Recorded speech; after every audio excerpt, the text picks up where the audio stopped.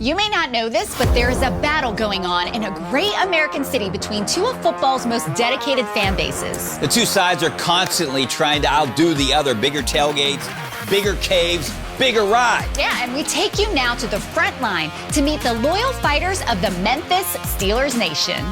The most popular teams in Memphis for the NFL are by far the Pittsburgh Steelers and the Dallas Cowboys. How did this happen?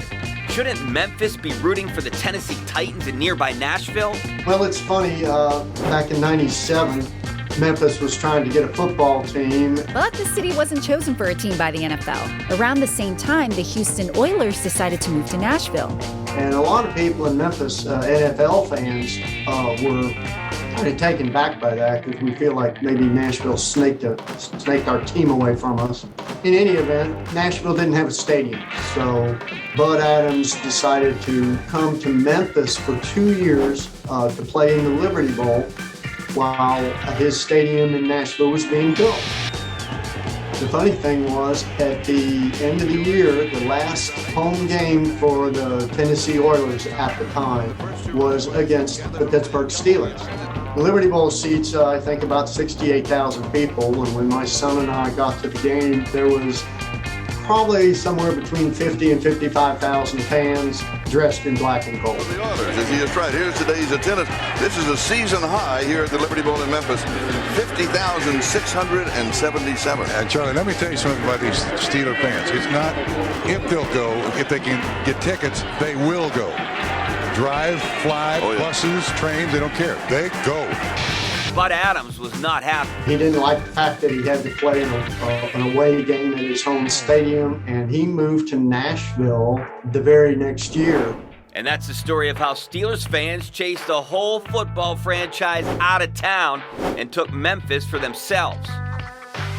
We have been organized and well known in the city for a long time. You can see cars driving up and down the street all the time. The Dallas Cowboys have a similar fan presence, cruising around with their blue and silver rides. However, there's one big black and yellow exception. You don't see Dallas Cowboy fire trucks driving around Memphis.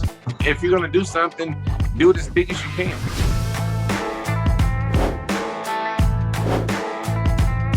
My brother, who was a Cowboy fan, bought a Harley, and he had it painted and decorated. And on the back of the fender, he had that little kid with the spiky hair peeing on Pittsburgh.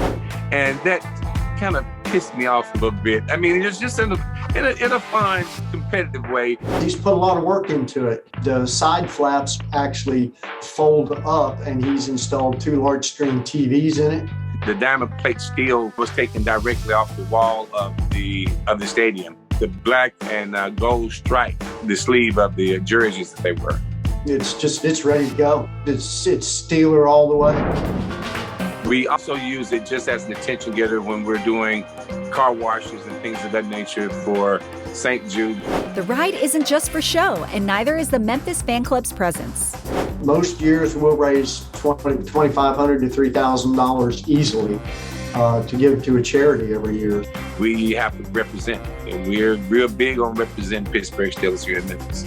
We wish the Steelers were here. Camaraderie and brotherhood between the Steeler fans, I think that's what sets it all off. And it's about having a good time and bringing the fans together.